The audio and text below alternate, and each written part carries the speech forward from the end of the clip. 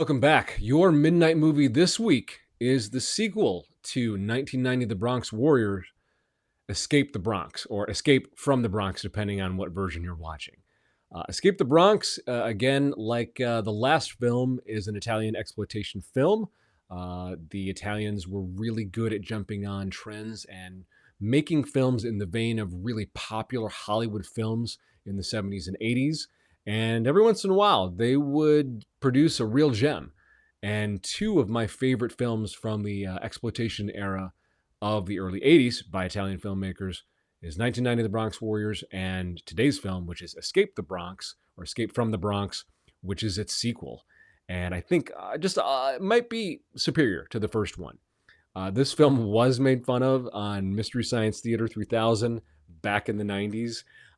It was one of those movies that I watched on that show that I'm like, you know what? I actually would like to watch this movie without guys making fun of it.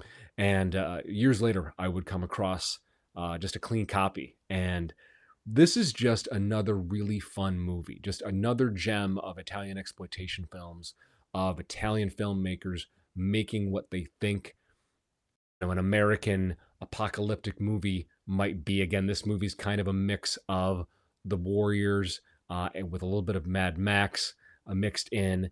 And this film takes place a few years after 1990, The Bronx Warriors. Our lead character, Trash, played by Mark Gregory or Marco de Gregorio. He was an Italian actor. We find him he's really just an even more cynical loner, just kind of driving around the impoverished, burnt out husk that is future the Bronx. That is to say, early 1980s the Bronx.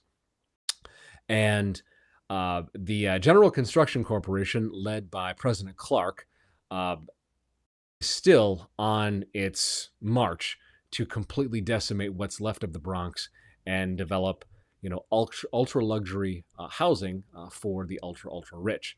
And once again, the attempts to literally burn out. They have disinfestation squads, basically kill squads being sent in by the General Construction Corporation, literally just massacring the poor people, the disadvantaged, impoverished people that are left in the Bronx.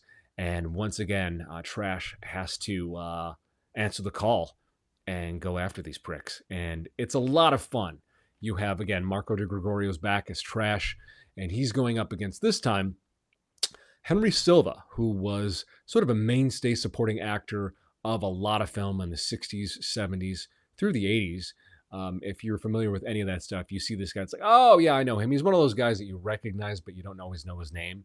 And he plays the head of the Disinfestation Squad, literally a group of guys that are sent into the Bronx, walk into people's apartments or into their hovels or their shantytowns, and literally light them up with flamethrowers. Whew, yeah, it's pretty intense. So all of the stakes, all of the violence, all of the aesthetics, all of the weaponry that we got in 1990, The Bronx Warriors, is just cranked up to 11 in this film. And I think that's why it's even more fun than the first film. You have a bit more action from Trash. I think they probably had more of a budget on this one. So I feel like you see a lot more fun fights.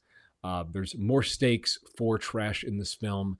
They go after his family. I won't give more details than that, but there's some really gnarly stuff that goes down in this movie. And so as these things unfold and just this absolute evil, all the machinations and schemes of President Clark and the General Construction Corporation are being laid down on these horrible people, you have Trash, and he puts together a ragtag group of people, and they're like, fuck you. This is our burg. You're not going to mess with it. And it's just a lot of fun. There's use of models. There's a lot of course, because it's an Italian exploitation film, lots of great costumes, lots of great set pieces. Yeah, let's see. I feel like I'm missing somebody else in this cast. This one does not have Fred Williamson. He was in the last one. But no, this one I feel has a bit more meat on the bones of its narrative. You have a character of an investigative reporter who, for whatever reason, is not showing up in the um, in the cast list here, she's kind of a pistol. She's kind of fun, and she's holding President Clark's feet to the fire. So much so that she ends up going into the Bronx herself, gets targeted, has to join Trash and his gang, and it's just a lot of fun. There was a lot of death and destruction in 1990, The Bronx Warriors, and not to say that people don't get killed in this one, but I feel like some of the characters that I loved in the first movie, 1990, The Bronx Warriors. They killed off a few too many of them for me. I'm just like, oh, geez, like I get it. You're trying to, create the gravity of the situation, but man, I really like that guy, or I liked her, or him, or whatever. So they do seem to leave some of our favorite characters, these characters that they develop, that do add more to the narrative. Some of them they do leave alone in this one, which just I think makes the story overall more fun. Uh, this is probably one of the better attempts at just a cheap cash in on an American genre film that you'll get from the Italians. There's so much in this film. Also, the scores. I don't think I mentioned in the last episode that the scores for both of these films are really, really good. I believe it's Walter Razzi does the scores for these films, and it very much reminds me of something that you might hear Quentin Tarantino use in his films. I feel like since Tarantino has just become this absolute living legend of a director, he does such incredible work. He does such aesthetic genre blending and elevates all of those things into great drama that it's given a lot of people permission to go back to these films that we grew up feeling ashamed of, like 1990, The Bronx Warriors, Escape from the Bronx, what else? Rats, all these great Italian exploitation films that we would just never, ever tell anybody we really like these movies, The New York Ripper, and say, no, actually, this is a lot of fun. Okay, maybe the stories aren't great, maybe it's not the best acting ever, but what you can't ever find fault for with the Italians is how they frame, their cinematography, how they compose a shot, the color, the set decorating, the wardrobe. It's always fucking stylish, super aesthetic, super fun to look at. And that forgives, I think, some of the weaknesses of films like Escape from the Bronx. Again, I think I'd put it above 1990, The Bronx Warriors. But this film, again, this really should be a double bill with the first film, because just the way the first one ended, and then the second one, you could just do a double feature, just a 4 hour, obviously take a bathroom break. But yeah, this is one of those movies where I don't have a ton of commentary for Escape from the Bronx, but it's one that I will just put on just for fun. I really enjoy this movie. I think it's what it really is in many ways. It's almost a better version of the first film. Not to say that it doesn't retread. It doesn't like beat for beat try to be the first film. I think that they sort of just got their feet under them.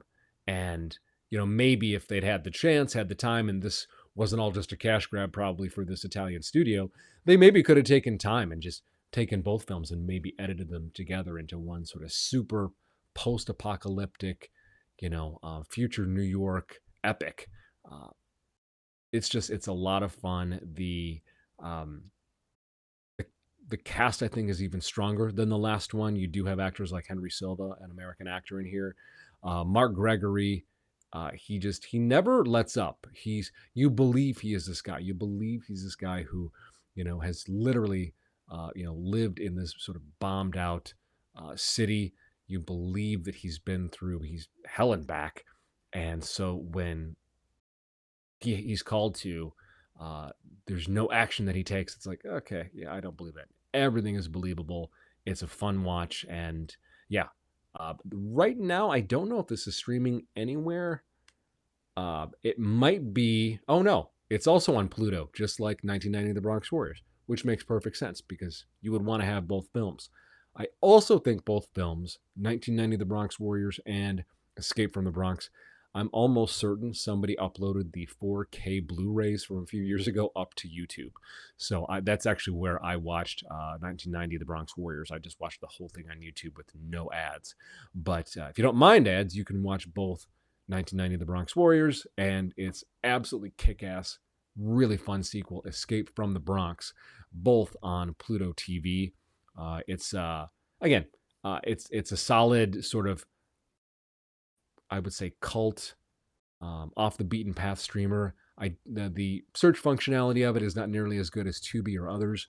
But if you want something off the beaten path, if you want a movie that's just fun, if you just want to see something that's completely original, if you want to see, what the Italians thought maybe American genre film was in the 80s, both of these films are really worth your time. But let me know, what do you think? Is Escape from the Bronx better than 1990 The Bronx Warriors? Are they equally cheese? You tell me in the comments below, and I'll see you in the next one.